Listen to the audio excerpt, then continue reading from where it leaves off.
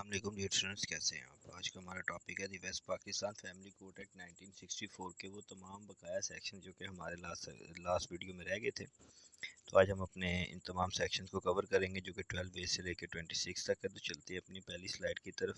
Section 12A کو کور کرتے ہیں جو کہ کہتا ہے کہ certain cases to be disposed of within specified period, کہتا ہے کہ وہ کچھ مخصوص کیسز جن کا کیا کر دیا جائے گا، فیصلہ کر دیا جائے گا ود ان اسپیسیفائڈ پیریڈ۔ تو وہ کون سے کیسز ہوں گے؟ وہ تنسیخ نکاح کے کیس ہوں گے جن کو کیا کر دیا جائے گا with in a period of 4 month, ان کو 4 منتھس کے اندر فرام انسٹیٹیوشن کی جب سے یہ دائر ہوں گے ان کو تب سے لے کر 4 منتھس کے اندر اس کو ڈیسائیڈ کر دیا جائے گا۔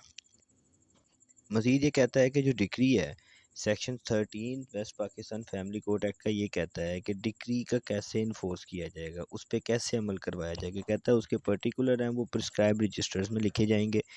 اور اگر تو کوئی پیسے ہیں جو کہ پیڈ ہیں یا پھر کوئی پراپرٹی ہے جو کہ ڈیلیور کرنا ہے کس کی پریزنس میں، فیملی کورٹ کی پریزنس میں، سیٹسفیکشن آف دا ڈکری سے ریلیٹڈ جو ہے، تو کیا کیا جائے گا، ان کے تمام پرٹیکولرز کو اس فورسری رجسٹر میں مینشن کیا جائے گا۔ اگر تو کوئی ڈکری ہے related to the payment of the money and the decretal amount is not paid, کہتا ہے اگر تو کوئی حکم نامہ ہے کس سے متعلق، کسی پیسوں سے متعلق، کون سے پیسوں سے متعلق، اس ڈکریٹل اماؤنٹ سے مراد ایسی اماؤنٹ ہے جو کہ ججمنٹ ڈیپٹر کی طرف پینڈنگ ہے اور اس نے پے کرنا ہے کس کو،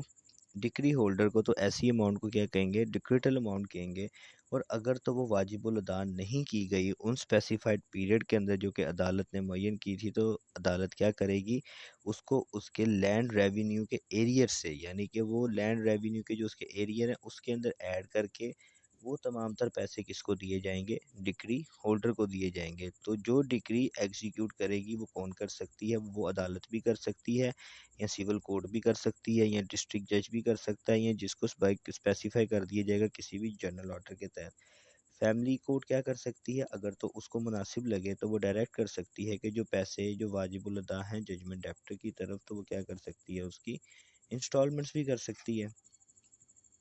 مزید کہتا ہے جی سیکشن 14 اپیل سے متعلق ہے، وہ کہتا ہے جی کہ اے ڈیسیژن جو کہ کیا کرے گی، فیملی کورٹ پاس کرے گی، وہ کیا ہیں، اپیلیبل ہیں۔ کون سے، کہاں پہ اپیلیبل ہیں وہ ڈیسیژن، وہ ہائی کورٹ میں اپیلیبل ہیں، اور فیملی کورٹ جس کو پریزائڈ کرے گا کون، ڈسٹرکٹ جج یا پھر ایڈیشنل ڈسٹرکٹ جج، جن کو نوٹیفائی کرے گی گورنمنٹ، کس کے مطابق، ان کے رینک اور سٹیٹس کے مطابق، جو کہ ڈسٹرکٹ جج یا ایڈیشنل ڈسٹرکٹ جج ہوں گے۔ کہتا ہے ڈسٹرکٹ جج جو ہے وہ کسی بھی ضلع کا ہو سکتا ہے، نو اپیل، کہتا ہے کوئی بھی اپیل لائے نہیں کی جائے گی فیملی عدالت میں کس سے متعلق، اگر تو کوئی تنسیخ نکاح کا کیس ہے، سوائے اگر تو وہ تنسیخ نکاح کی جو ریزن ہے وہ بیان کی گئی ہے اس کی کلاز اے کی آئٹم 7 کے سیکشن 2 میں، dissolution of the Muslim marriage act 1939 کے اندر، اس کی اگر تو اس سیکشن کے اور اس کلاز کے تحت اگر تو وہ اپیل کا، اگر تو وہ دعویٰ ڈگری ہو گیا اور اس کے تحت وہ اپیل کرتے ہیں تو وہ کیا ہوگا، سیکشن 14 کے تحت وہ اپیل لائے نہیں کرے گی۔ اور اگر تو کوئی ڈاور ہے جو کہ پینڈنگ ہے 15,000 روپیز سے زیادہ نہیں ہے اس کی اماؤنٹ، تو اس کے خلاف بھی اپیل نہیں کی جائے گی۔ اگر تو کوئی مینٹیننس ہے جو کہ 500 روپے سے کم ہے تو اس کی بھی جو اپیل ہے وہ لائے نہیں کرے گی، نہ تو ایڈیشنل ڈسٹرکٹ جج کے پاس نہ ہی ہائی کورٹ میں۔ مزید section 15 power of family court to summon witness, family court کے پاس یہ اختیار ہے کہ وہ کسی بھی وٹنس کو سمن کر سکتی ہے۔ مزید یہ کہتی ہے کہ سیکشن 133 کی جو پروویژن ہے وہ اس پہ اپلائی نہیں ہوگی۔ کہتا ہے فیملی کورٹ کیا کر سکتی ہے، ریفیوز کر سکتی ہے کسی بھی ایسے گواہ کو سمن کرنے سے متعلق جس کی جو حاضری ہے وہ تاخیر کے ساتھ ہے یا اس کی حاضری لی ہی نہیں جا سکتی، تو ایسے گواہ کو عدالت کورٹ میں طلب کرنے سے پہلے بھی انکار کر سکتی ہے۔ اگر تو کوئی پرسن willfully disobey کرتا ہے کورٹ کے سمن کو لے کر، وہ کورٹ کے سمن کو disobey کرتا ہے، تو فیملی کورٹ کے پاس یہ اختیار ہے کہ وہ اپنی اس نافرمانی سے متعلق کیا کرے گی، اس کو سزا سنا سکتی ہے، جو کہ فائن سے متعلق ہوگی، جو کہ اس کو کتنا ہوگا فائن، 100 روپیز کا۔ مزید یہ کہتا ہے کہ جی کنٹیمپٹ آف فیملی کورٹ، اگر تو کوئی فیملی کورٹ کے کسی آرڈر کی کنٹیمپٹ کرتا ہے تو کیسے، وہ کن صورتوں میں وہ کنٹیمپٹ کو کاؤنٹ کیا جائے گا۔ کہتا ہے family court a person shall be guilty of contempt of the family court if he without lawful excuse، کہ وہ بغیر کسی قانونی جواز کے کیا کرتا ہے، آفر کرتا ہے any insult to the family code, کہ وہ فیملی کوڈ کی کیا کرتا ہے، توہین کرتا ہے، یا پھر اس کے کام میں مداخلت کرتا ہے، یا پھر کسی بھی سوال کا جواب دینے سے انکار کرتا ہے جو کہ فیملی کوڈ اس کے سامنے رکھتی ہے، جو کہ وہ جواب دینے کے لیے باؤنڈ ہے، یا پھر کسی بھی سٹیٹمنٹ سے حلف لینے سے انکار کرتا ہے جو کہ کیا کرے گی، سچ کا اظہار یا کسی بھی بیان دینے سے انکار کرتا ہے، کہاں پر، فیملی کوڈ کے اندر، جو کہ کس چیز کا اظہار کرتی ہے، سچ کا۔ ایسے جواب کا اگر وہ انکار کرتا ہے تو یہ کنسیڈر کیا جائے گا کنٹیمپٹ کے اندر۔ اور اگر کوئی بھی پرسن کیا کرتا ہے، کنٹیمپٹ کرتا ہے، کنٹیمپٹ آف کورٹ کرتا ہے، تو اس کی جو سینٹینس ہے وہ ہوگی فائن کی صورت میں، جو کہ 200 روپیز سے زیادہ نہیں ہوگی۔ مزید سیکشن 17 یہ کہتا ہے کہ ایویڈنس ایکٹ اور کوڈ آف سول پروسیجر جو ہے وہ اس پہ اپلائی نہیں کرے گا، سوائے اس کے سیکشن 10 اور 11 جو کہ اس کے اندر بیان کیے گئے ہیں۔ سیکشن 10 جو ہے وہ اسٹے آف پروسیڈنگ سے متعلق ہے کہ فیملی کورٹ کا اگر کوئی دعویٰ ایک کورٹ میں پینڈنگ ہے اور ایک دعویٰ دوسری کورٹ میں پینڈنگ ہے تو وہ پروسیڈنگ اسٹے نہیں ہوگی، وہ کیا کر دیا جائے گا، اس کورٹ میں ٹرانسفر کر کے ان پروسیڈنگ کو جوائن کر دیا جائے گا، لیکن پروسیڈنگ کو اسٹے نہیں کیا جائے گا۔ مزید ہم آگے جا کے پڑھیں گے کہ پروسیڈنگ کہاں پہ اسٹے ہوتی ہے، اور سیکشن 11 جو اس کا ریسٹ جوڈیکاٹا سے متعلق ہے وہ بھی یہاں پر اپلائی نہیں ہوگا۔ سیکشن 18، 90، 20 اور 21 یہ کہتا ہے کہ اگر کوئی بھی پرسن کو اگر فیملی کورٹ ریکوائر کرتی ہے کہ وہ عدالت میں پیش ہو تو وہ کس طرح پیش ہوگا، ایک ڈیولی آتھورائز ایجنٹ کے تھرو اپیئر ہوگا۔ کورٹ فیس کیا ہوگی جی فیملی دعوے کے اندر، یہ کہتا ہے جی کہ according to the court fees act 1872 the court fee to be paid on a plaint filed before the family court shall be rupees of 15 or for any kind of suit. یہ کہتا ہے کہ جو کورٹ فیس ایکٹ ہے 1872 کے تحت کوئی بھی پلینٹ اگر فیملی کورٹ میں فائل کی جائے گی تو ان تمام دعووں کی جو فیس ہوگی وہ 15 روپے سے زائد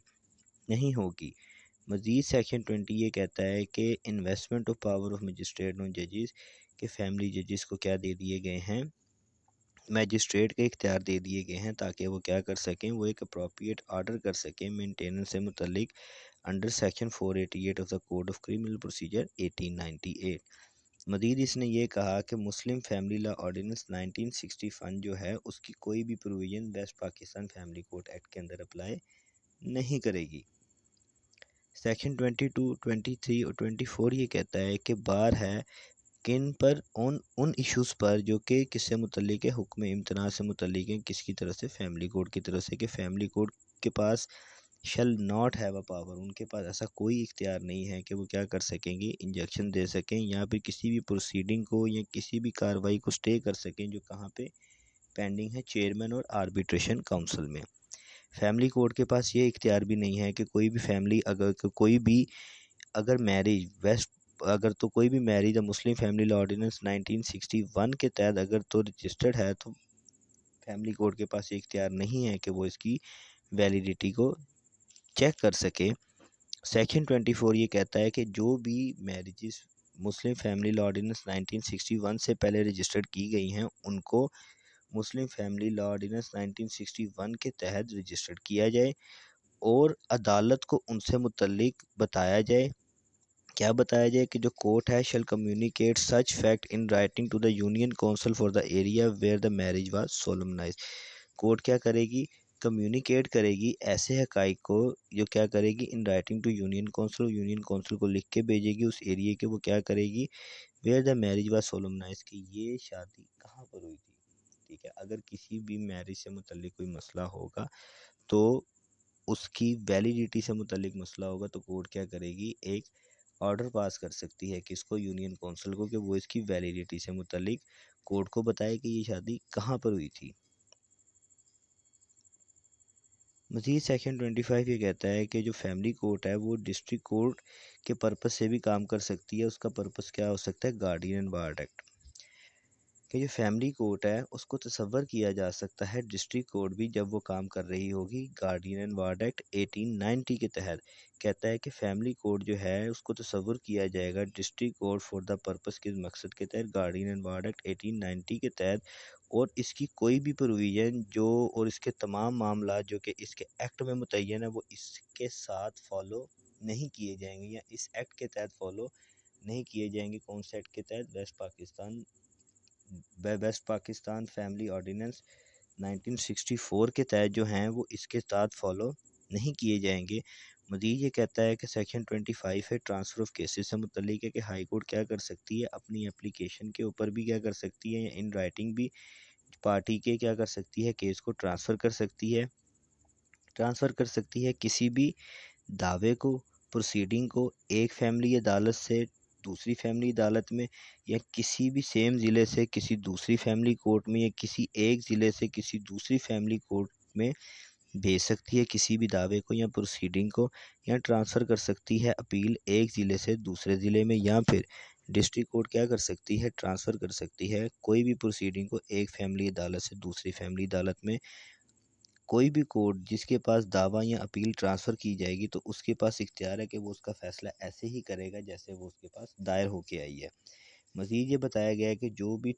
دعویٰ ٹرانسفر کیا جائے گا تو یہ ضروری نہیں ہے اس سکسیڈنگ جج کے لیے کہ وہ اس کو شروع سے سٹارٹ کرے۔ اگر تو شروع سے سٹارٹ کرنا ضروری بھی ہے تو وہ ایک آرڈر ان رائٹنگ ضرور لکھے گا۔